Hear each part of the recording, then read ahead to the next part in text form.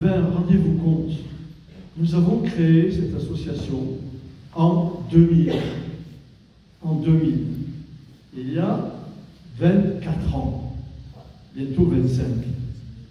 Nous avons créé cette association pour réunir toutes les bonnes volontés, toutes les compétences, tous les moyens possibles pour partir à la conquête d'un château fort imprenable, la mairie d'Arles. C'était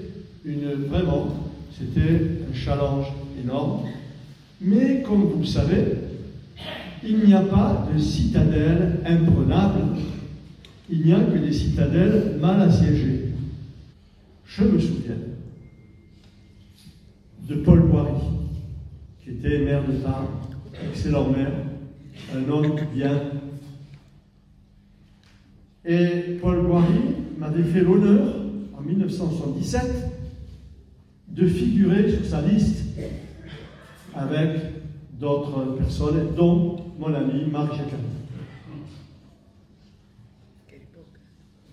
1977, malheureusement, 15 jours avant l'élection, Paul Boiry est décédé. Et ce décès, j'en fais un peu d'histoire, c'est important, surtout pour les jeunes, que vous puissiez voir le cheminement qui a été le nôtre, ça n'a pas été simple. Ce décès a considérablement perturbé la liste qui était arrêtée. C'était une liste unique. Et il y a eu des difficultés qui ont fait qu'au lieu d'avoir une liste, il y en a eu deux résultats, deux listes de notre camp, une liste unique avec une gauche unie. Ils ont été élus, le Parti communiste a été élu au premier tour en 1977. Ça a été le début de la longue période, du long chemin de reconquête. Élu au sein du conseil municipal en 1989. La tête de liste était Jean Journet. J'étais conseiller municipal, il y avait quelques hommes, Madame Noubrère, qui en faisait partie, qui est là, et puis d'autres personnes. Donc, dès 1989, je siégeais ici, dans l'opposition. Le maire était Raymond Erassaré, paix à son âme. Un homme sympathique, mais les relations au sein du conseil municipal n'ont pas toujours été courtoises. Elles étaient souvent tendues. C'est l'histoire. En 1995, j'ai été choisi pour être tête de liste d'une liste qui unissait l'EDF et le RPR. Cette liste a échoué pour 200 voix. On n'a pas gagné pour 200 voix. M. Erassaré a poursuivi sa mission avec son équipe, même si elle a été modifiée.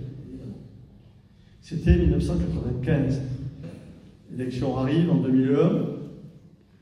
Je me souviens, pas mal d'entre vous y étaient. Nous étions réunis à l'autoport, derrière la CCI. Et il y avait un grand tableau. Et les militants qui étaient là, nombreux, enregistraient les résultats, on nous portait des résultats par bureau de vote. Et quand on commençait à voir les résultats, eh bien on se disait, encore une fois, on va perdre. Les résultats n'étaient pas bons. Jusqu'au dernier bureau de vote, nous étions dans le bureau qui est au-dessus de l'autoport, avec quelques-uns en train de commencer à rédiger le communiqué de défaite que nous présenterions à la presse, que je salue ce soir, que je remercie encore une fois. Nous étions en train de commencer à rédiger le compte-rendu et le communiqué de défaite, quand soudain, on a entendu une clameur immense qui venait de la salle de réunion du bas. On s'est dit, que se passe-t-il? On est vite descendu en courant et on nous a dit, on a gagné de 26 voix. Avec le dernier bureau de vote, ça a basculé, on a gagné de 26 voix. Et je vous dis, est-ce que ces 26 voix, il y a beaucoup, d'entre vous qui ont été les gagnés avec les dents parfois, ces 26 voix. Ces 26 voix n'ont-elles pas pesé lourd dans l'évolution de notre ville? C'était où on continuait avec la gauche et une municipalité dirigée par un maire communiste, comme ce fut le cas depuis 1977, ou ce qui s'est passé ensuite, vous le savez, le changement, le grand changement, par notre élection. Est-ce que la ville n'a pas changé depuis? Est-ce qu'il ne s'est pas passé beaucoup de choses dans cette ville? L'héritage n'était pas extraordinaire, je tiens à vous le dire. On a hérité d'une ville qui était dans un état pas terrible, avec des finances épouvantables, puisque nous étions sur le point d'être mis sous tutelle, et avec, bien évidemment, les difficultés que vous pouvez imaginer, avec présent à l'esprit une reconduction de ce qui s'était passé depuis 1977, était inimaginable pour nous. On a gagné les 26 voix et notre volonté a été tout de suite de remettre cette ville en marche. C'était une ville qui vivait avec un sentiment de déclin qui était réel. On a dit, on va rénover la rue Maréchal-Foch, qui est la rue principale. On va élargir les trottoirs. Et on va mettre des paniers. Voilà, on s'est fait traiter de dingue. Je crois à Nice, des malades, des paliers.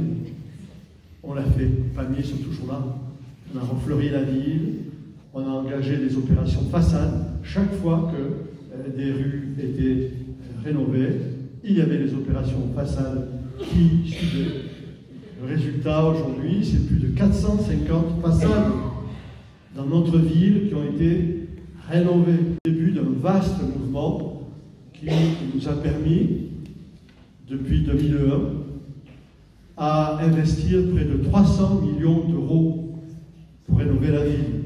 L'objectif étant d'aider à la conservation de cette mairie. Éviter qu'elle ne retombe entre les mains de la gauche, telle que nous la voyons aujourd'hui, avec son côté peut-être sympathique parfois, mais horrible en réalité. On voit ce qui se passe à l'Assemblée nationale. Je n'ai pas envie de voir ces alliances demain prendre la mérita. Et donc, il faut que l'association de Tarbes 2026 et tous ceux qui nous accompagnent nous aident à conserver cette mairie. Et que dans le même esprit, avec la même volonté, avec la même dynamique, de nouveaux projets puissent être présentés à la population. J'ai dit tout à l'heure que nous avions investi depuis 2001 300 millions d'euros. Dans le même temps, nous avons désendetté la ville. La dette de la ville était de 92 millions en 2000. Elle a diminué de 40%. 25 années, ce sera le cas en 2026. Après 25 années de service pour ma ville, pour mes compatriotes, pour ma ville que j'aime comme vous, pour mes compatriotes que j'aime aussi, même s'il y en a certains qui ne m'aiment pas, ça tant pis. Je l'admets, ça fait partie du jeu. J'ai décidé donc de ne pas me représenter.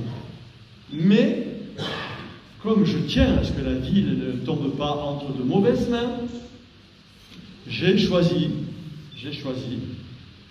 des moyens, des compétences qui devraient présenter à la population et à vous en premier une dynamique nouvelle, avec des projets nouveaux, avec une organisation nouvelle. J'ai choisi quelqu'un qui travaille avec moi depuis 20 ans, qui connaît tous les rouages de la mairie, tous les rouages, et qui est capable de faire face très rapidement aux problématiques qui se révéleront en 2026. Il est évident que le contexte national est extrêmement préoccupant. L'intention de m'impliquer dans la liste pour que les Tarbais voient bien qu'il y aura une continuité dans la gestion de notre collectivité. Voilà ce que je voulais vous dire. Vous savez que la personne que j'ai choisie, c'est Michel Garnier. Je l'appelle.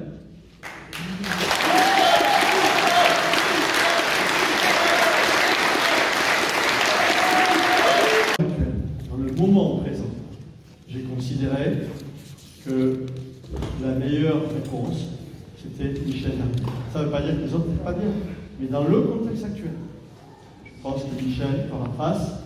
Et puis je le dis, je serai à ses côtés pour l'épauler, pour vous épauler, pour vous accompagner. Merci pour tout ce que vous avez fait pour nous.